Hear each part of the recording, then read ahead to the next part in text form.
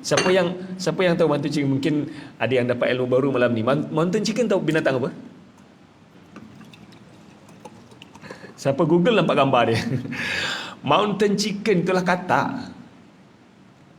Katak diberi nama mountain chicken. Mungkin katak kat Malaysia ni tuan-tuan nampak halus-halus. Ada katak yang beratnya 3.5 kilogram tuan-tuan. Tuan-tuan buat katak panggang, katak golek, boleh makan orang ramai. Ayam berat hanya 2 kilo lebih. Katak sampai 3.5 kilo. Dan kajian dibuat di Indonesia sebab ada penyebaran penyakit yang disebabkan oleh cacing di kawasan tersebut. Dan akhirnya mereka mendapati bahawa nematod ataupun cacing-cacing yang ada pada babi juga ada pada katak. Dan mereka mendapati bahawa masyarakat yang banyak memakan katak berhadapan dengan penyakit yang disebabkan oleh cacing-cacing tersebut. Dan scientifically proven pada cacing katak terdapat cacing-cacing yang ada pada daging babi. Lepas tu kadang kalau orang makan katak, dagingnya tak dimasak, itu cacing itu akan berpindah pada tubuh mereka. Dan tambah lagi tuan-tuan, saya ada dedahkan perkara ini di dalam buku saya, penemuan saintifik di Australia bagaimana babi sebagai wadah ataupun tempat untuk menyebarkan bakteria. Satu unik pada babi ni tuan, bakteria boleh hidup pada tubuh binatang yang lain tanpa menjadi bakteria yang ganas.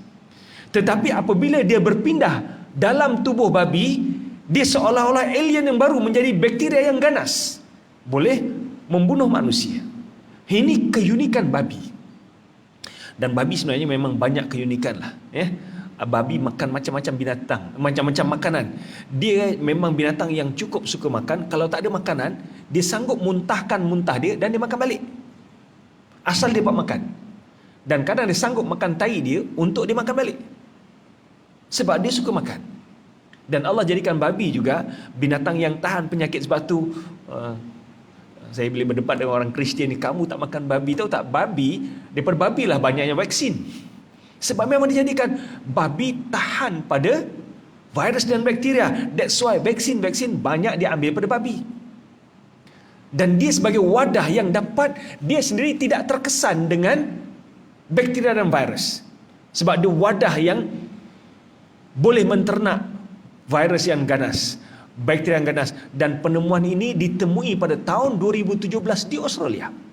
Penemuan yang agak baru. Dan tuan-tuan ingat, pada awal kurun ke-20, Spanish flu, Hong Kong flu, Taiwan flu, Russian flu yang jumlahnya telah meragut nyawa 40 juta manusia, sebabnya lah daging babi.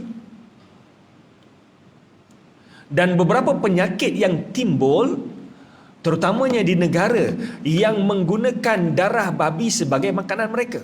Di Vietnam, penyakit ini cukup popular, di mana mereka menjadikan darah babi ini dicampurkan, dituang macam kalau kita nak makan puding kan, custard kita dah siap, letak gula, letak air, letak dia punya jus ataupun apa gulanya lah. Apa yang mereka buat je tu, makanan dah siap, kemudian disiram dengan darah babi fresh yang tak dimasak. Dan 30 juta manusia seluruh dunia menghadapi penyakit ini, dan kebanyakannya berada di negara-negara yang banyak makan babi. Tambah lagi, scientifically proven, benda yang sama juga wujud pada katak. Dan memang tuan-tuan benar apa yang Allah sebutkan, Allah mengharamkan benda-benda yang buruk dan Allah menghalalkan benda-benda yang baik, dan terbukti memang benda-benda buruk. Babi najis bukan sebab cacing.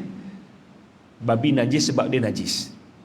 Kalau tuan-tuan kata babi najis sebab dia cacing dan bakteria, kalau kita mampu bunuh cacing dan bakteria, babi halal tak? Babi tetap tidak halal. Babi tetap tidak halal.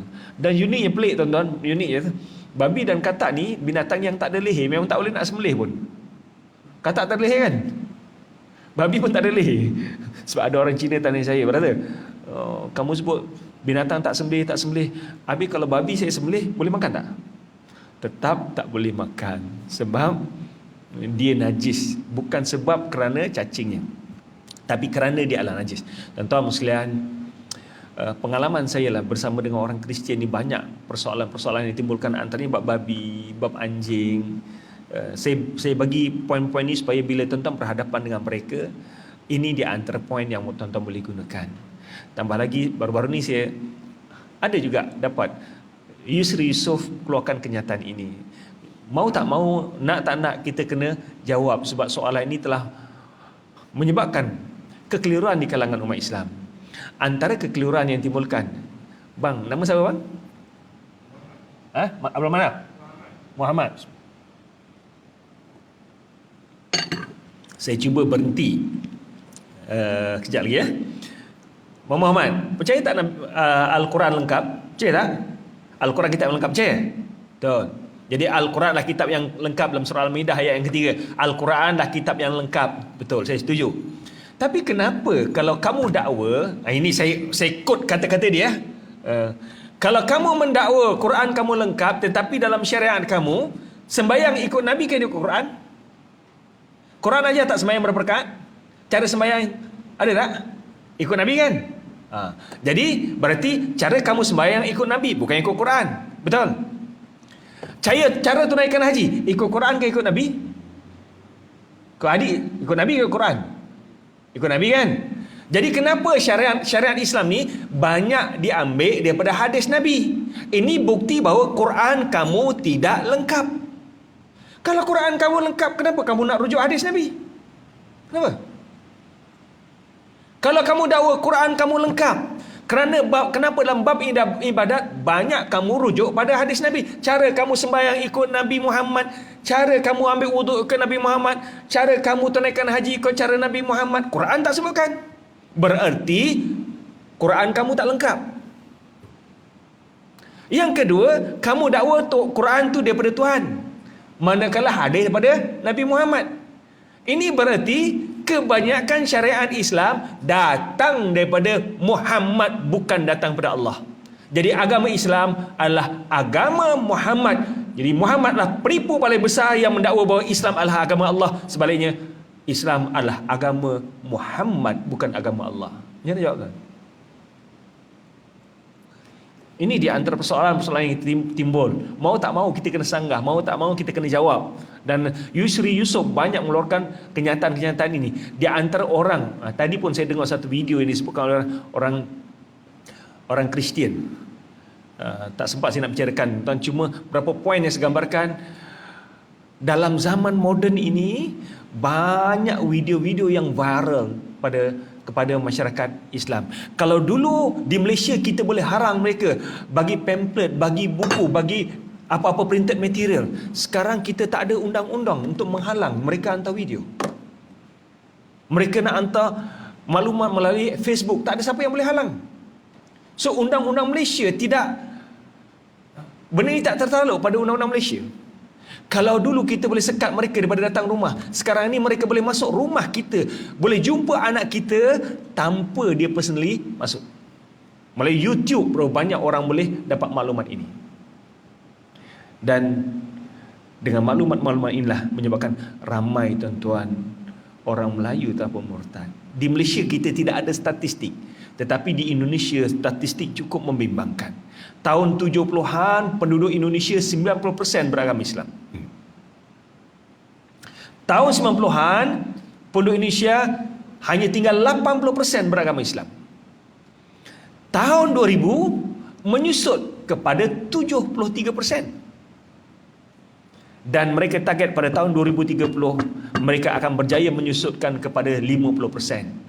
Saya yakin mereka tidak akan berjaya mencapai angka tersebut, tetapi angka ini akan terus menyusut. Dan tuan-tuan, siapa yang rajin tak rajin, cuba tengok David Wood, cuba tekan David Wood, macam mana agresinya David Wood menyebarkan